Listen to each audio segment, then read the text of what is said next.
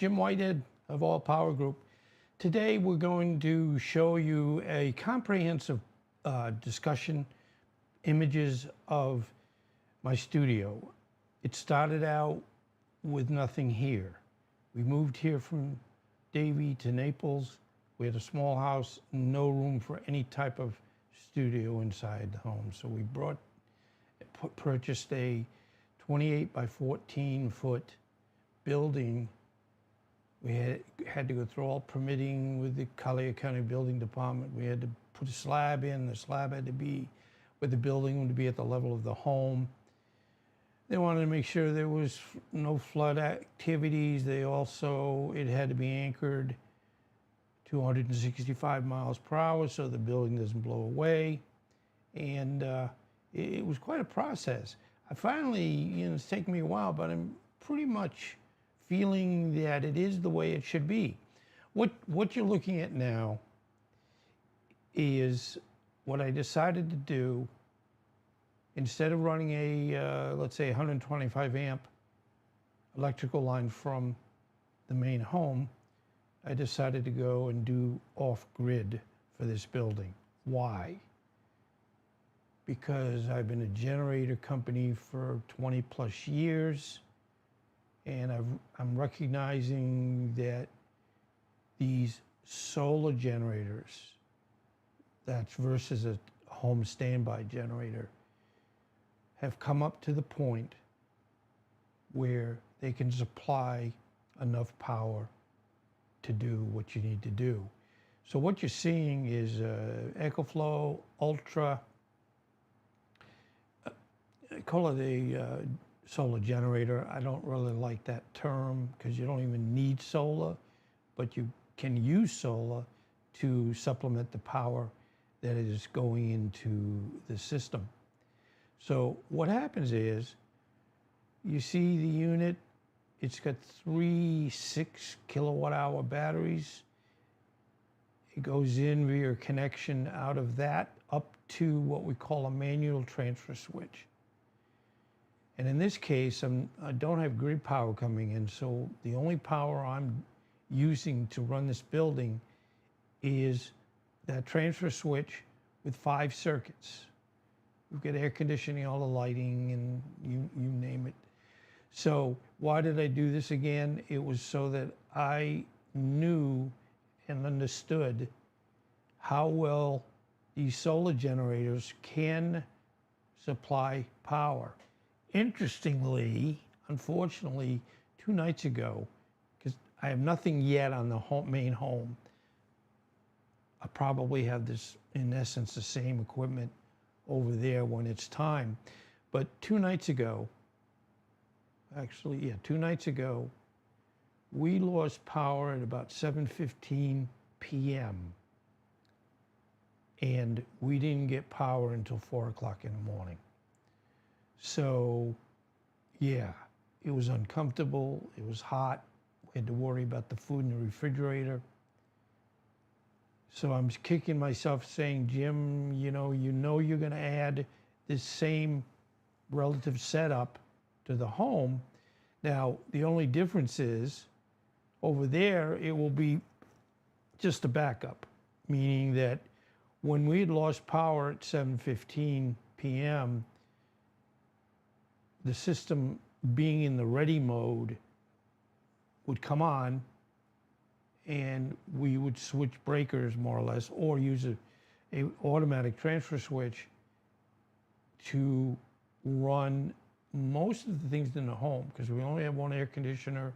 So it's really a good setup. And we just put a new AC in, because in all the years I've done generators, a lot of standard ACs take a high amperage to start up the compressor. It's designed where it shouldn't be that way, because it doesn't have to be that way. But I've had to deal with 20 years of dealing with hard starting ACs. Because the top of the list is having air conditioning, especially down here in Florida when it's hot. So you want to make sure, and what we put in 2 weeks ago is a new AC on the house, that it's got a 5-speed inverter compressor. And what it does is, and this makes a lot of sense, when it goes to start up, it starts in the low speed. So the startup is relatively low in amperage. And what it does is it works itself up to where it needs to be to be supplying the correct amount of AC and due to the conditions. So in other words, at 9 o'clock at night, when the AC comes on, it might only run on the lowest speed.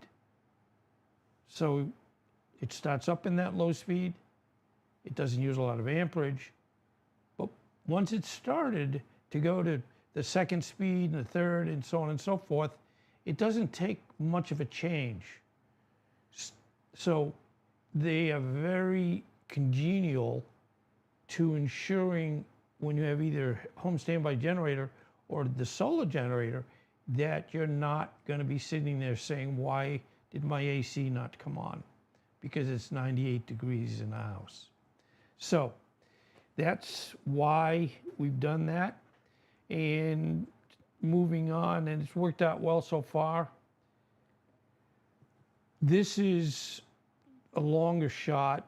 The door coming in, you see the electrical is on the right-hand side. And I guess you might say this is also my game room. So it's all, I don't want to call it a man cave. It's a studio cave, if we can call it that way. Now, this isn't the neatest in the world because I'm not a wiring guy in the sense that I'm going to spend hours and hours and hours on running my wires. Now, most people would go, oh, I can't even look at this. But it all works. What you're looking at is my main station. I have 2 computer systems, plenty of lighting, plenty of cameras. And as I go through this, you'll see additional things that help me do a good job. You're seeing in the almost lower right, one of the Mac, it's an M2 Mac actually. And that's my secondary computer system with its monitors. And then on moving where the lights are, you can't see it real well, but I have my Mac Studio M2, and that's what I use for everything else, and even using what I'm using here. Now it's kind of dual purpose. I have tools and I have just everything I need to do it right. Okay, as you can see, this is the backup computer, but we have the Rode Streamer X, which is what I'm using here for streaming my speaking to you. And then we have the Rodecaster Pro 2. And what you find, you want to make sure you have backup issues when you're going live. You're going to be on a Zoom call. You don't want to have it where, one of my pieces of equipment not working and I can't participate. So you have multiple issues. You're going to also see different monitors and also mics. Because, I've found that if this doesn't work, you're going to have something else that works. Okay, moving on. That is the Rode USB mic. And what's neat about Rode, both with the Rodecaster 2 and the Streamer X, they all have built-in processing. So if your voice is sounding a little weird or off, or it's too high, too low, you can really go in and just make an unbelievable setting so that you're happy with the sound. Now, you're going to see in picture in a little bit. What I'm actually using now are the Rode Pro mics. I also have their the Me set of wireless mics.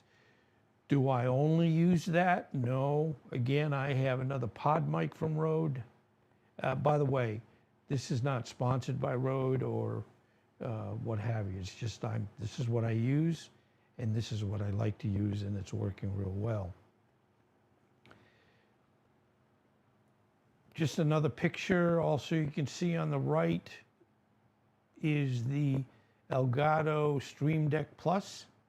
I use that for changing scenes and everything else you'd want to know or do. There you see the Rode Wireless Pro. There's 2 receivers. No, I'm sorry, backwards. Bear with me. I know sometimes I'm old and I say things backwards. It's got 2 transmitters and 1 receiver. And I'll show you in a minute how this integrates into my system so that you can actually hear what I'm saying. Okay. There you can see the Elgato teleprompter. You can also see, and this is not this particular presentation you're seeing on the screen, but besides, I have 3 screens, monitors on my main Mac Studio. And this is where I can see, it's right in front of me. I can see, obviously, if I'm using the teleprompter. Today I'm not. And I can really keep an eye and make sure I know what you're seeing. Boy, you would hate to go blind and say, well, I hope they're seeing what I think they're seeing. Now, what you're seeing on the left is a Sony camera that I also use. And I haven't felt where, at this point, that I'm going to record where I'm going to have multiple views, but that's coming. The neat thing about content creation is you work at it every day, you study it every day, and you keep making small improvements. Now, some would say, can't you make big improvements? Well, you can, but having where you need to do your work, presentation, content, but also have it where you're able to each time to either audio, and again, I'm using the wireless mic here, which is, they're just great. I mean, even outside, they have a long distance. I mean, I don't really, how would you say, use it to where I would need to be 38 feet away from where my camera is. So I'm kind of at a good controlled system. But the teleprompter is great. I like to more often, if I'm going to do any type of work and put work into the teleprompter for me to follow, it's more liking to see bullet points. Because I do admit, you know, some of my presentations, in fact, the presentation yesterday, I was reading off the teleprompter.